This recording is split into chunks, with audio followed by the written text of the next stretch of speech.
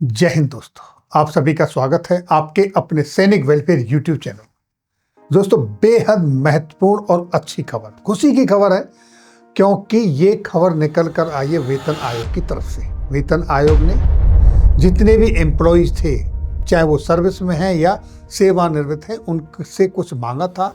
वहाँ पर कुछ उनको खामियां नजर आई। बहुत सारी संस्थाओं ने वो मुद्दे उठाए और वेतन आयोग ने उनको स्वीकार कर लिया। तो ये एक बहुत अच्छी खबर है। अब वीडियो शुरू करने से पहले एक बहुत ही महत्वपूर्ण बात, और वो ये है कि आज से 10 महीने बाद, साल या 12 महीने के बाद आपके वेतन आयोग की रिपोर्ट आ जाएगी। आपको आंकड़े मिल जाएंगे, फिगर मिल जाएंगे कि आपका फिटमेंट फैक्टर इतना हुआ, आपका टीपीटीएल इतना हुआ, आपका एचआरए इतना हुआ, इत्यादि इत्यादि, इस तरीके से। और फिर सिलसिला होगा एनोमलीज का, शिकायतों का, कि नहीं फिटमेंट फैक्टर में ये विसंगतियां हैं, इसमें ये गलत हुआ है, एचआरए ऐसा नहीं होना चाहिए, वैसा नहीं होना चाहिए, इस तरीके से। तो समय अब है वो, ताकि उस समय विसंगतियां कम हो। अब है वो समय जो आपने काम करना है। एग्जाम्पल के तौर पर मैं आपसे शेयर करना चाहता हूँ। आपको याद होगा 2016 में जब OROP इम्प्लीमेंट हुई थी 2015 में, तो 2016 में उसकी विसंगतियों के खिलाफ सरकार की तरफ से एक वन मैन जुडिशियली कमेटी का गठन किया गया था। इतनी सारी विसंगतियां थी, आवाजें उठी, तो सरकार ने एक one man judicially committee Patna high court के retired chief justice L Narasimha Rao Reddy ji की अध्यक्षता में कमेटी बनाई और उनको 6 महीने का समय दे दिया। जज साहब ने एनोमलीज के ऊपर अपनी रिपोर्ट सबमिट कर दी। लेकिन आज 2026 तक 10 साल से भी ज़्यादा समय हो गया, लेकिन सरकार ने वो रिपोर्ट सार्वजनिक नहीं की। बहुत सारे संगठनों ने इसके खिलाफ जंतर मंतर पर 2-2.5 साल तक धरना भी दिया, कोर्ट में, सुप्रीम कोर्ट में भी गए, और सुप्रीम कोर्ट ने ये कह के टर्न डाउन कर दिया कि ये पॉलिसी मैटर है, इसमें हम कुछ नहीं कर सकते। तो आपके साथ भी ऐसा ना हो, इसलिए यही समय है कि आपको जगना है। अभी आपकी जो संस्थाओं ने पॉइंट उठाए थे, समझदार लोगों ने जब इमीडिएटली एक्शन लिया, तो आपको यहाँ पर पता चला, उनका पैनल ने उनको एड्रेस किया और स्वीकार भी कर लिया। तो इसी वक्त समय है, आप किसी संस्था के साथ जुड़े हैं तो भी, नहीं जुड़े हैं तो भी, अब जो यहाँ से आगे की जो मैं इन्फॉर्मेशन शेयर कर रहा हूँ, उसको बड़े ही ध्यान से सुनना है और उस पर अपने एक्शन लेना है। अगर आज एक्शन नहीं लेंगे तो बाद में रोने से कोई फायदा नहीं। कहावत सुनी ना, अब पछताए होत क्या जब चिड़िया चुग गई खेत।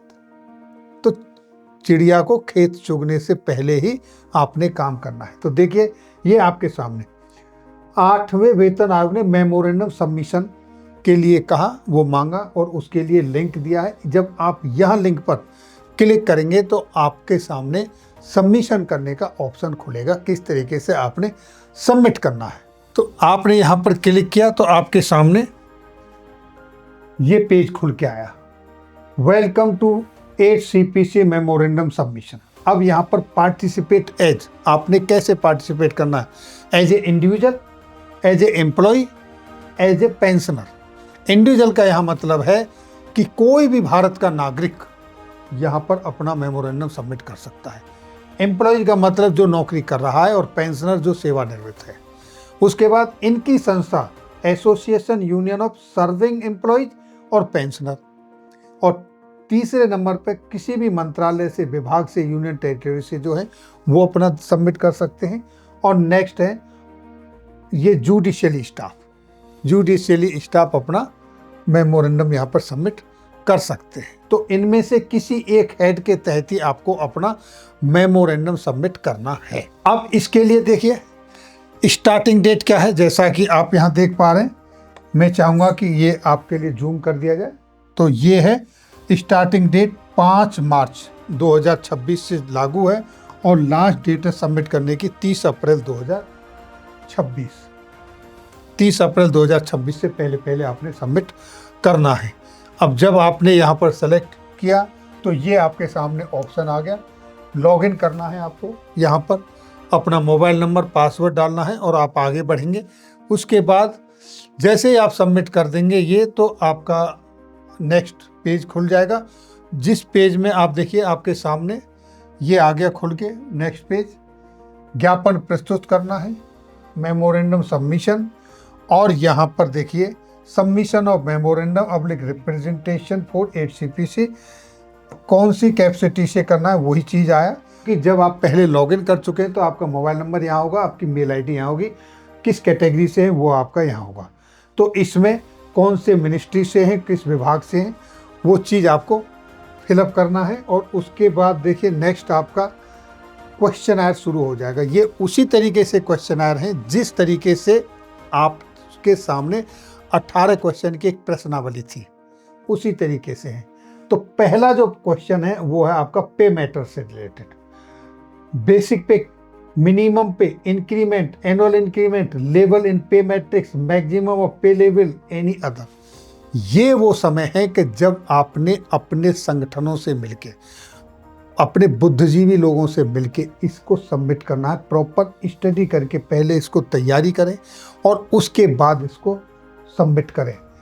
बेसिक पे कितनी होनी चाहिए, मिनिमम बेसिक पे कितनी होनी चाहिए, इंक्रीमेंट एक मिलना चाहिए या साल, एनुअल इंक्रीमेंट या साल में 2 बार मिलना चाहिए। इंक्रीमेंट में अभी आपको 3% मिलता है, ये क्या 5% होना चाहिए या 7% होना चाहिए, कितना होना चाहिए। आप देखते हैं कि सिविल में जो कंपनियों में लोग काम करते हैं 25-25, 20-20% तक इंक्रीमेंट उनको मिलते हैं और उससे ज़्यादा भी हो जाते हैं। तो कितना होना चाहिए, लेवल इन पे मैट्रिक्स, मैक्सिमम ऑफ पे लेवल, तो ये सारी चीज़। अब यहाँ पर एक खामी निकली थी, यहाँ पर ऑप्शन दिया गया था सिर्फ 3500 वर्ड का, लेकिन जब संस्थाओं ने आवाज़ उठाई तो उसको बढ़ा के कर दिया गया 10,000 वर्ड, 10,000 कैरेक्टर, यानी 10,000 कैरेक्टर के अंदर आप ये इसका रिप्लाई दे सकते हैं, जो कि पहले सिर्फ आपको ऑप्शन था 3,500, 3500 का। तो यहाँ पर करेक्शन हुआ है।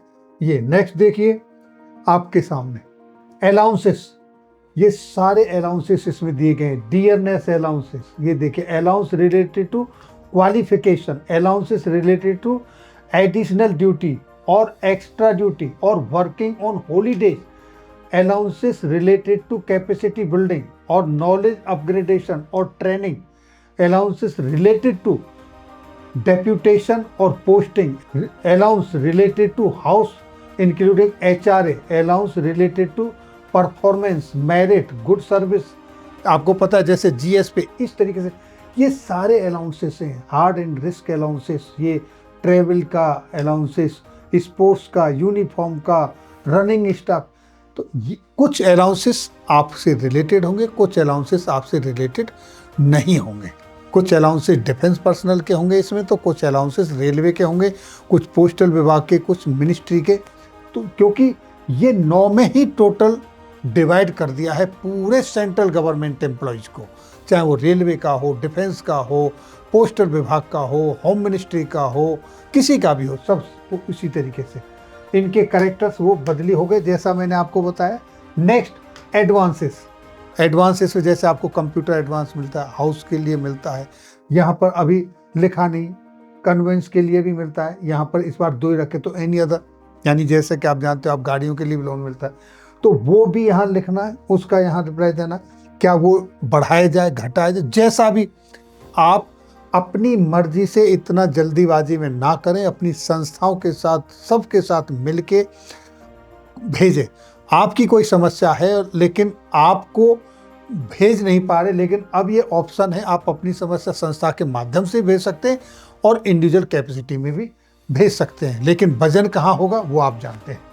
नेक्स्ट आपके सामने फैसिलिटीज, यहाँ देखिए, leave, group insurance, extra compensation, medical facility, provident fund, leave, travel concession, इस तरीके से ये सारे ऑप्शन उससे रिलेटेड यहाँ लिखना है। परफॉर्मेंस इंसेंटिव, ये वेरिएबल, परफॉर्मेंस पे, बोनस, ये सारी चीज़ यहाँ पर फीड करनी है आपने। नेक्स्ट देखिए आपका question, empanelment oblique posting in government of India, empanelment, posting in government of India. आगे देखिए cadre management, cadre management, any other, ये सारे ऑप्शन हैं। ये जो ऑप्शन है सबके लिए लागू नहीं होंगे, कुछ चीज़ किसी के लिए एप्लीकेबल है, कुछ चीज़ किसी के लिए। इसलिए यहाँ नेक्स्ट देखिए, यहाँ पर आ गया आपका MACP, any other career progression. MACP अभी जैसे डिफेंस पर्सनल को हर 8 साल पे मिलता है, टोटल 3 मिलती हैं, और दूसरे सेंट्रल गवर्नमेंट एम्प्लॉय को 10-10 साल पे मिलता है। तो क्या अब वो 7 साल पे, 6 साल पे होना चाहिए? क्या वो डिफेंस वालों के लिए 5 साल पे होना चाहिए? जो अब तक 3 MACP मिलती हैं, क्या वो 4 या 5 होनी चाहिए?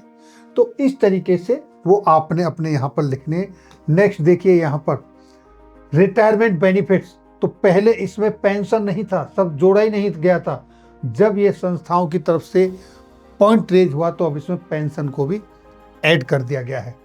अब इसमें death cum retirement gratuity under old pension scheme, new pension scheme, unified pension scheme, ये OROP, one rank one pension, leave salary, encashment, pension commutation. Commutation जिसके लिए लोग संघर्ष कर रहे हैं कि कम्यूटेशन 10 साल 8 महीना में पूरी हो जाती है तो 15 साल तक क्यों ली जा रही है। कोर्ट भी ये पॉलिसी मैटर कह के चुप बैठ गया, जबकि आपको पता होगा गुजरात में और केरल में 12 साल और 13 साल पे कम्यूटेशन बंद कर दी जाती है और उनकी फुल पेंशन शुरू हो जाती है, रिस्टोर हो जाती है। तो इस तरीके से ये सारे मसले हैं। आप इन सब पर गहन अध्ययन करें, अपनी संस्थाओं के लोगों से मिलें, एक दूसरे से मिलें, और सही सही जो लॉजिकल हैं। और इसमें पहले 1 PDF सबमिट करने के लिए बात की गई थी, अब उसके लिए उसमें भी बढ़ोतरी कर दी गई है। डॉक्यूमेंट के लिए 4 तक कर दिया, और इवन ये आपका एक्सेल 5वां भी लागू कर दिया है। तो इतना पहले सिर्फ एक PDF 2 MB की एक PDF, लेकिन अब ये 4 PDF कर दी, और एक 5वीं PDF आप एक्सेल की भी, वो भी 2 MB तक की, वो भी अपलोड कर सकते हो। तो इस तरीके से ये सारा का सारा ये इसलिए हो पाया क्योंकि संस्थाओं ने ये मुद्दा उठाया और समय पे उठाया। तो ये समय है कि जब आपको ये मुद्दे उठाने हैं। हमारी ट्रेनिंग के दौरान कहा जाता है कि ट्रेनिंग में आप जितना पसीना बहाओगे, युद्ध काल में उतना ही कम आपका खून बहेगा। तो वही चीज़ आपके ऊपर यहाँ लागू होती है कि अगर आप इस समय जितनी मेहनत कर लोगे, एकता के साथ और सही समय पर अपने लॉजिक के साथ सबमिट करोगे, तो बाद में एनोमलीज उतनी ही कम होंगी। एनोमलीज तो होंगी, लेकिन उतनी नहीं होंगी, कम से कम होंगी। तो ये जानकारी अपने सभी दोस्तों के साथ शेयर करें, और इसको 100% नहीं भर सकते तो कम से कम 80 to 90% सबको मेमोरेंडम सबमिट करना चाहिए, प्रॉपर सबमिट करना चाहिए। फिर मिलेंगे आपके वेलफेयर से जुड़े हुए किसी अन्य जानकारी के साथ अगली वीडियो में। तब तक के लिए जय हिंद, जय भारत।